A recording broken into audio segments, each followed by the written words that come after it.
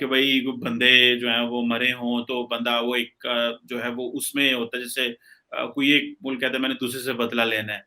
Why India is aggressive, why India believes कि मुझे aggressive होना है? क्या इंडिया ये समझता है कि उसका स्टेटस ज्यादा होना चाहिए, वो कम है? क्या इंडिया समझता है कि हमें उस तरह ट्रीट नहीं किया जा रहा जिस तरह किया जाना चाहिए? मतलब क्या है logic behind, since prime minister Modi is in power तो इंडिया असर्ट कर रहा है या इंडिया एग्रेसिव हो रहा है? इसकी लॉजिक क्या है? इंडिया माइंड क्या ये सोसाइटी में लॉजिक है, ये चीज है? ये पॉलिटिकल क्लास में, गवर्नमेंट में, खासतौर पे जैसे प्राइम मिनिस्टर मोदी की ये माइंडसेट है, ये है क्या बेसिकली? चीमा साहब, मैं आपको एक बात सुनाता हूँ।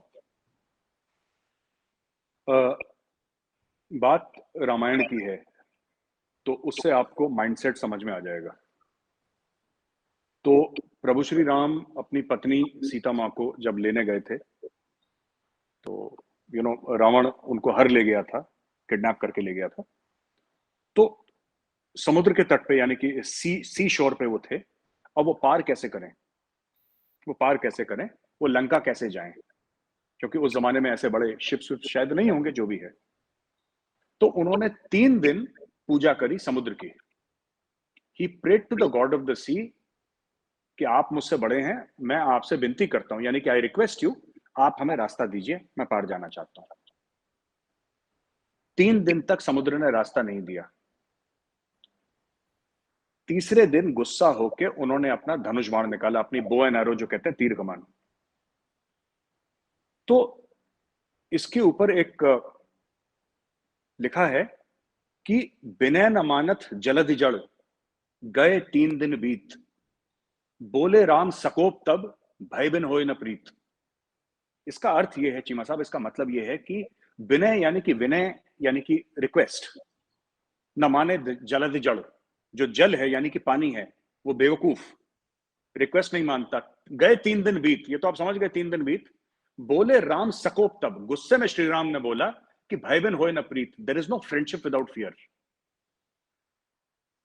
The core of the messaging of the Indian government is bhai ben hoye na preet. There is no friendship without fear. And this I often explain. If India is talking, ये मैं आपको एक एग्जांपल दे रहा हूं चीमा साहब, I am not saying that India actually करेगा। अगर India किसी दोस्त मुल्क से भी मिलने अगर गया है और डिस्कशन चल रहे हैं, प्राइम मिनिस्टर ऑफ इंडिया बैठे हैं, उस मुल्क के प्राइम मिनिस्टर प्रेसिडेंट बैठे हैं, कहीं ना कहीं दूसरे मुल्क के हेड ऑफ स्टेट को यह पता होना चाहिए कि पीछे समुद्र में कहीं ना कहीं आईएनएस अरिहंत है। There is that Indian nuclear submarine somewhere in the international waters. When you negotiate from a position of strength. भय बिन होए न प्रीत, there is no friendship without fear.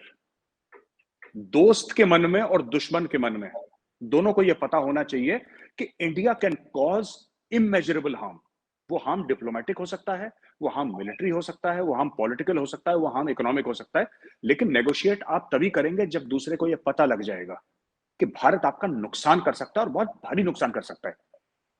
ये अक्सर मैं देखता हूं पाकिस्तानी मीडिया में लोग ये डिस्कस कर रहे होते हैं कि सब मोदी जी की इतनी फॉरेन पॉलिसी क्यों सक्सेसफुल है, जयशंकर साहब की फॉरेन पॉलिसी क्यों सक्सेसफुल है। हर दूसरे दिन ऐसा डिस्कशन होता है। इमरान खान साहब भी बोलते हैं बड़ी आजाद फॉरेन पॉलिसी है। बात आजाद फॉरेन पॉलिसी की नहीं है, बात भय बिन होए ना प्रीत की है। ये प्रभु श्री राम की एक जो उनके बारे में कहा गया है, अनेकों किताबों में लिखा गया है, रामायण में लिखा गया है, रामचरितमानस में लिखा है, कहीं कहीं लिखा हुआ है। This is one of the most famous things that has been said कि भय बिन होए न प्रीत।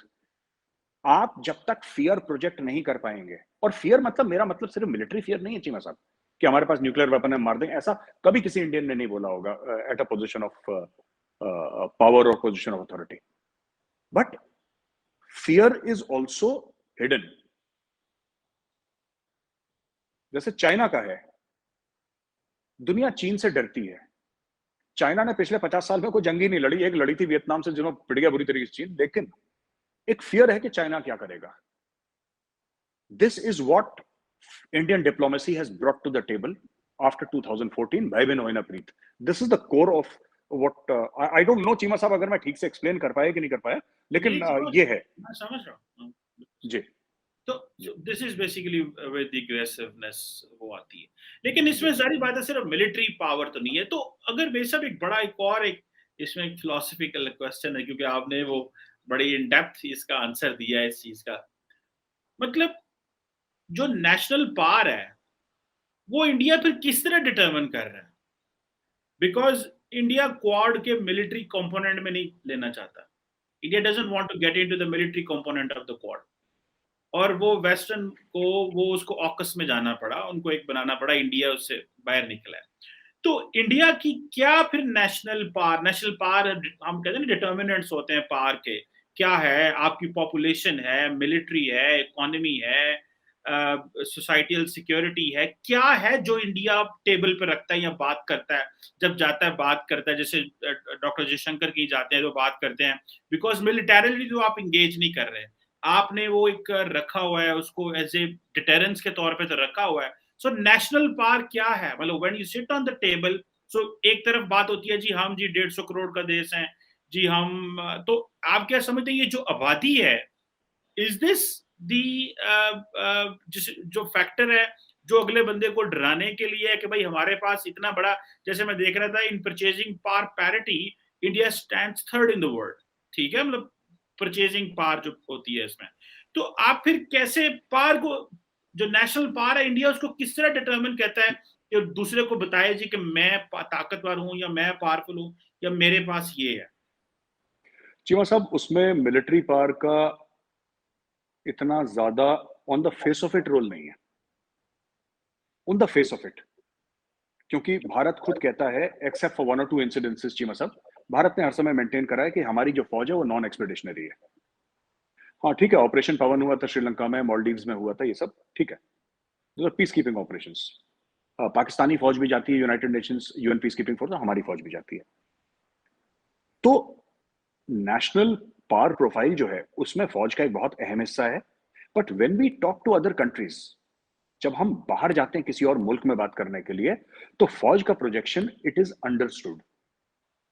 ये अब मैं कैसे बताऊं कि चीमा साहब, ये अंडरस्टूड है।